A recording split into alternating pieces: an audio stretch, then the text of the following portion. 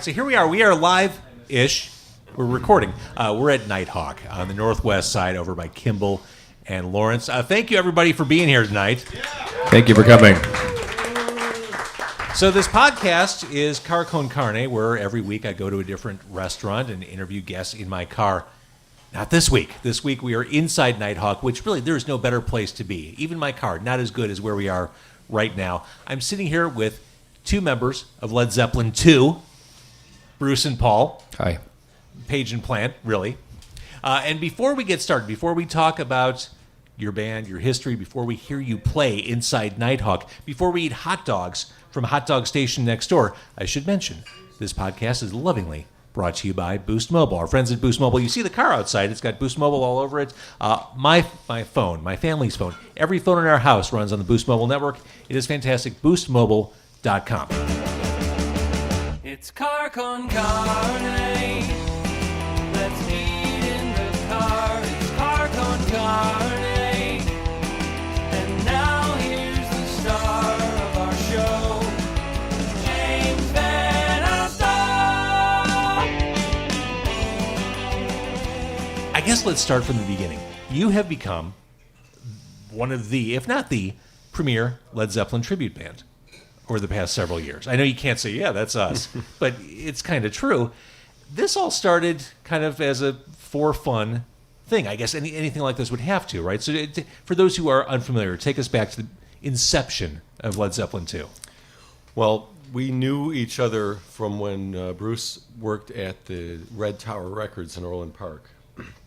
And both of our bands, I played with a group called Busker Soundcheck, and he was with the Dyslexic Apaches, of course. And we were from way out in the southwest suburbs, and just playing in a band was a huge deal to us, you know, even like a local gig on the south side somewhere. And finally we started to get up into, you know, the metro, the holy grail for us at the time. If we could come from the south side and bring all of our friends up from the south suburbs, and we would get a lot of our friends up from the south suburbs. So we were in original bands.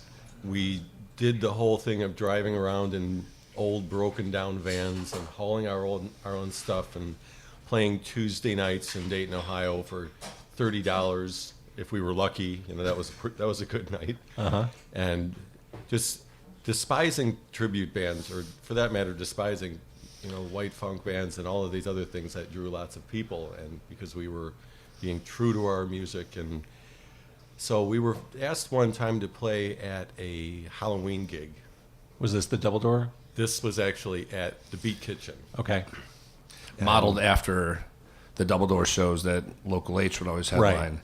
Right. We kind of did our own thing where a couple of local bands got together, same exact thing, just kind of dressed up as our favorite rock and roll heroes. We actually did Black Sabbath the first time, called ourselves Black Stabbath.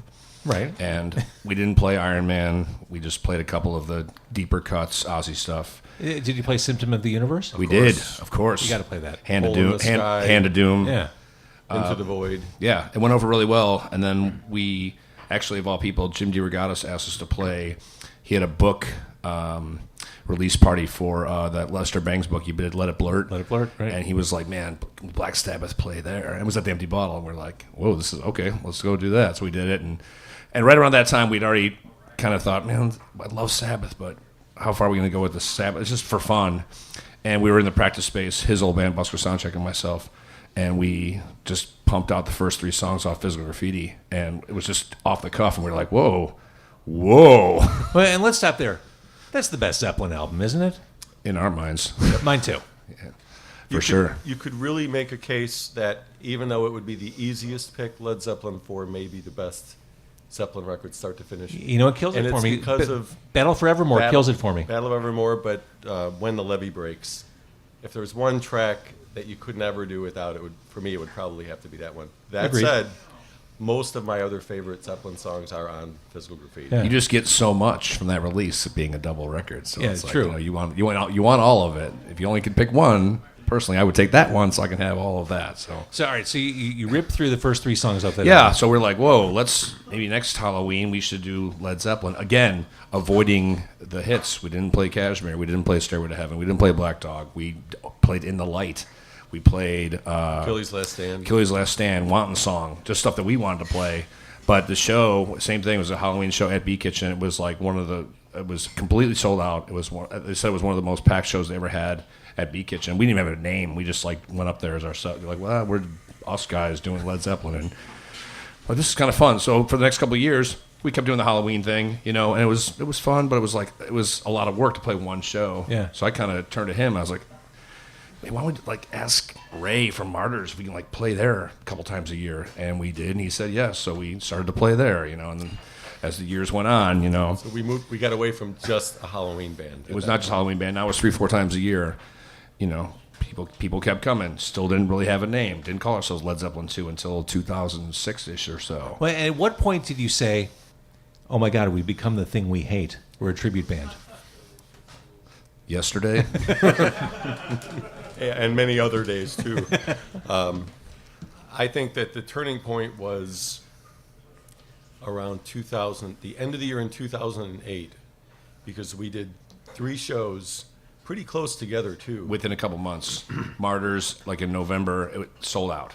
So I worked for Bruce Finkelman and the Empty Bottle. I have for 14 years. So he started giving me a hard time, why is Led Zeppelin 2 now playing the Bottle? And I'm like, I don't know. So he just kind of threw a show at us with a 3-week notice. We went in there and sold out. Boom. And it was crazy packed. So we kind of pitched that to our friends at House of Blues, and they took it, and we sold that out as well too. So it was boom, boom, boom. All of a You sudden, just did 2 nights at House of Blues 2 months ago. yeah. That's our 10th anniversary. We've been 10 playing years in a row. It's extraordinary. Yeah, it's been amazing. But that was the start of it. It was about around that time, 2008, 2009, and after that, got an agent, and kind of started to spread out throughout the U.S. and. We did one stretch where we had 2 nights at House of Blues, because the first time that we did it went so well. And then we went out to play the Paradise in Boston. And again, it was either sold out or pretty darn close. Yeah. And then we did the Fillmore in New York City. And we thought, how did this happen?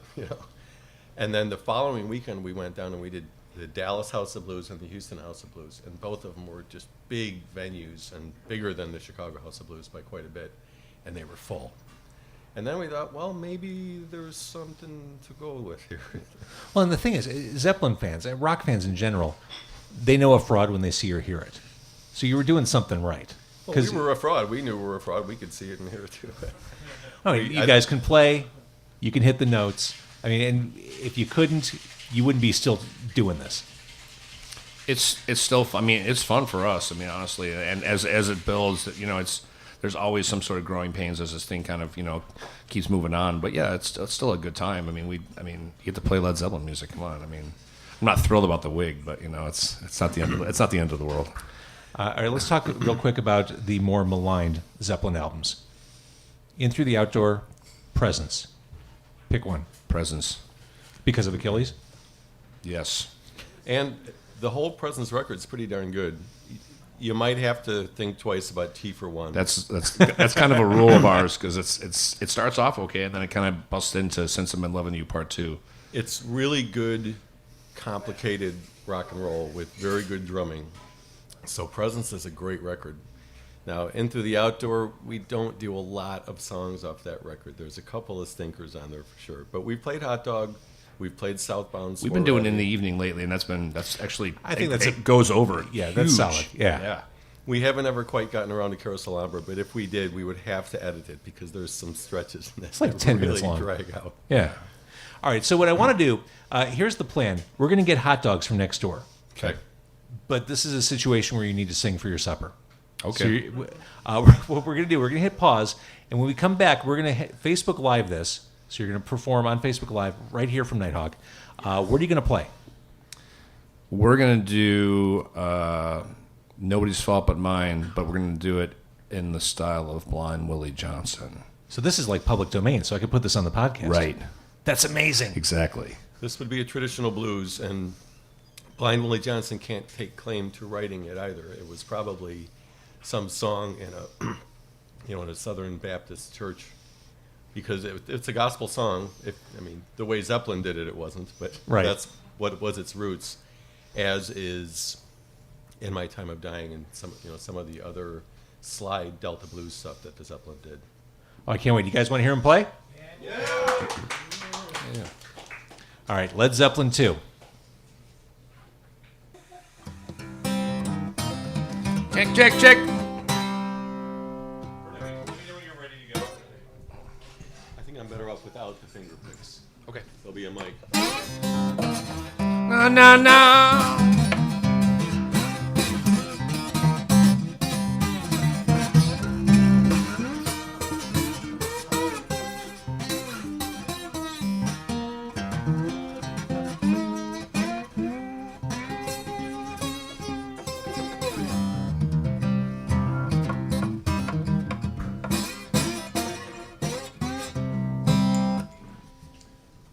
Okay, are we getting enough signal on guitar from there?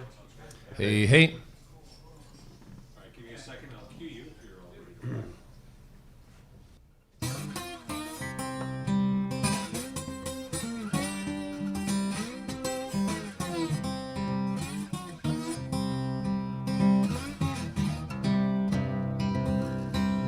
Nobody's fault but mine. Nobody's fault but mine. I need my sound tonight. Nobody's fault but mine. Got a Bible I'm on. Got a Bible I'm on. I need my sound tonight. Nobody's fault but mine. Bible it taught me how to read. Bible taught me how to read. I need my sound tonight. Nobody's found but mine.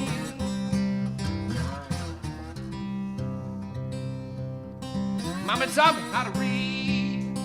Papa taught me how to read. I need my sound tonight. Nobody's found but mine.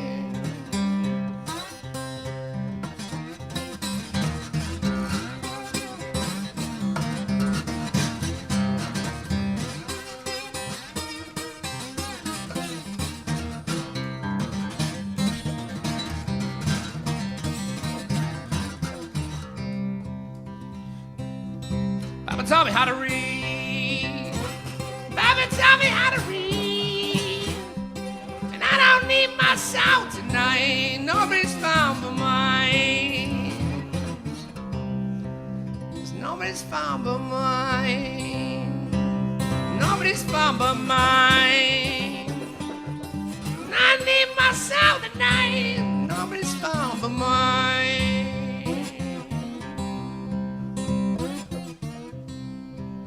Nobody's found but mine.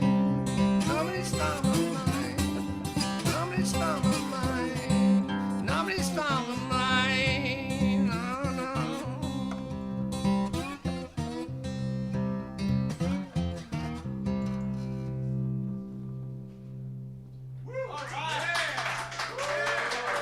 Thank you.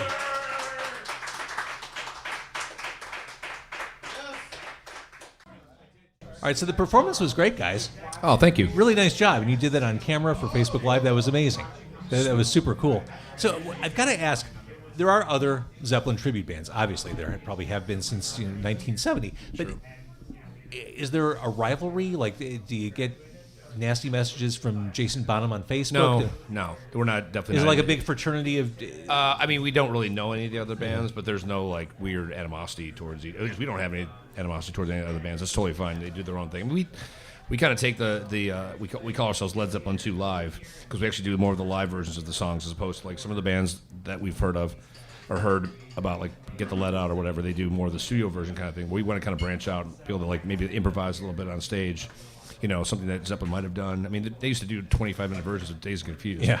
You know, so. Well, and Paul breaks out the bow. I mean, Oh, of course. to the point of the live performance. I mean, that's Yep. Yeah. that's verisimilitude right there. Yeah, exactly. So, and even with something like the bow solo or the drum solo or the keyboard solo in no quarter, or especially the way that we do songs like Dazed and Confused and Bring It On Home and Whole Lot of Love. Sometimes we've done it several different ways. So that's probably what keeps it the most fun for us. Yeah, a little spontaneity, you know. You know, we'll say, okay, well, we're going to do Dazed and Confused like they were doing it on the 1972 U.S. tour.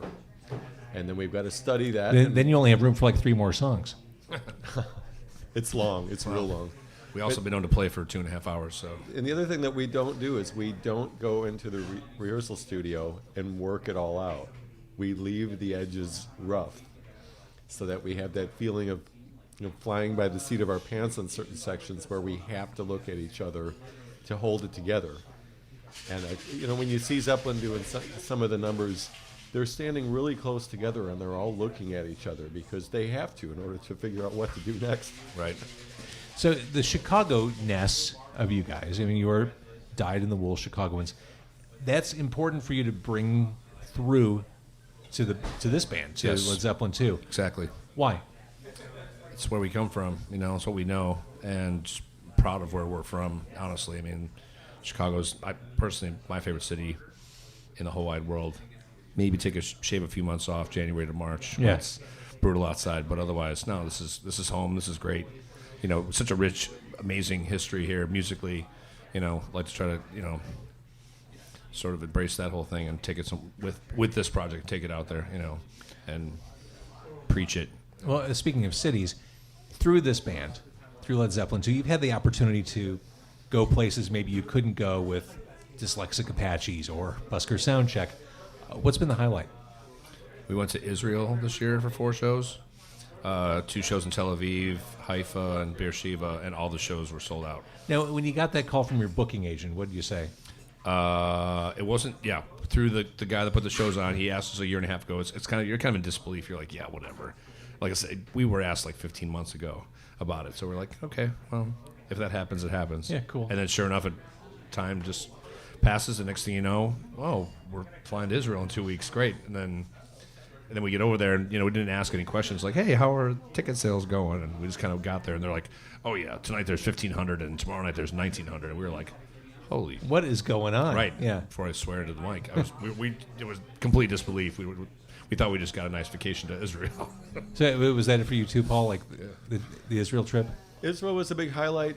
I think to me, being able to have an opportunity to go back to cities on a fairly regular basis and Yeah. to not just go to the airport, but to get into the city and to, walk through the strip where the theater is at and get to see people and see people that we recognize from 4, 5, 6 years that they've been coming to our shows. Louisville and Boston and Fort Lauderdale and Los Angeles and Minneapolis and Madison and Austin, Texas, LA, Houston. Los Angeles, yeah, it's cool. Wherever we go, we get to see people. So knowing that people are continuing to come back and that the traveling part is not necessarily the highlight, Yeah. But the once- actual traveling part, but being able to And once just you get touch there, it's base. cool. Yeah, Yeah, totally. Being able to touch base with these cities, all over the United States and Canada and other parts of the world it's cool. It's good. And then we get to play music, and for the 2 hours that you play, anybody would do that. The traveling is the part that you have to work into your life. As we speak, Thank you, sir. Your next cocktail has been hand-delivered, handcrafted. Thank you. Yeah, what's that on top? It's like That's sage leaf. Sage. Amazing. Burnt sage. Howard, the proprietor of Nighthawk, is here. This place is awesome, right? I mean, yeah, this is killer. Great. and it's so if you live anywhere in the Northwest Side, it's right there by that Kimball Brown Line stop. So, It feels very Northwest Side for sure. Yeah, love it. well, and if you have a long day at work, you call the wife or girlfriend and say, "Yeah, I'm just going to make one quick stop on the way home from the train. I'll be home in a half hour." And here it is. It's right here by the train. It's perfect. Exactly. Make a cocktail stop. The question of Zeppelin performing again comes up all the time, and it's repeatedly denied. Robert Plant isn't interested. Would you like to see them have one more go at it in some way, shape, or form? Not really. Honestly, I probably wouldn't. I don't think that they could really excel. Number one, they don't have John Bonham in the band. Right. And Jason's a fine drummer, but he doesn't have the same kind of like soul to the beats and the same groove. John Paul Jones is a spectacular musician, seems to be an excellent help, seems like he could be doing anything. I like that Robert Plant is just doing his own thing.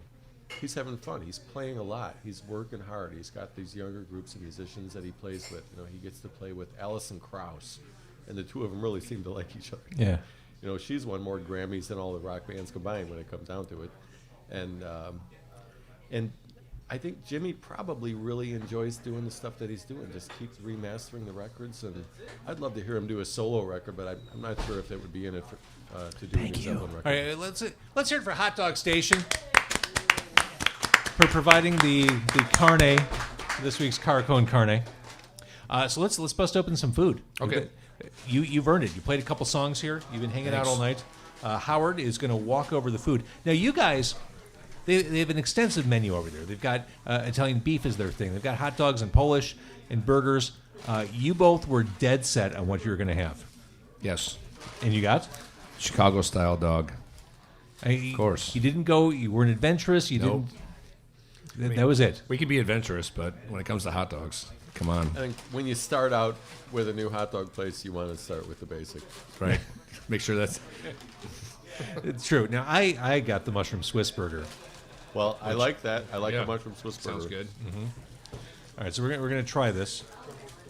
What's that? Oh yeah, I should move closer to these guys. There is nothing sexier than watching grown men eat in front of you, right? Am? That's good. The onion rings are great. All right, so thumbs up on the Chicago dogs. Definitely.